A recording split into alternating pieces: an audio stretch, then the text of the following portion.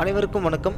சிவா விஷ்ணு டிவியில் இந்த எபிசோடில் நீங்கள் என்ன வீடியோ பார்க்க போகிறீங்க அப்படின்னா, நாமக்கல் மாவட்டம் கொல்லிமலை காட்டுக்குள்ளே இருக்கிற பாம்பாட்டி சித்தரையா வாழ்ந்த குகையை தான் நம்ம பார்க்க போகிறோம். ஸ்க்ரீனில் இப்போ நீங்கள் பார்க்குறது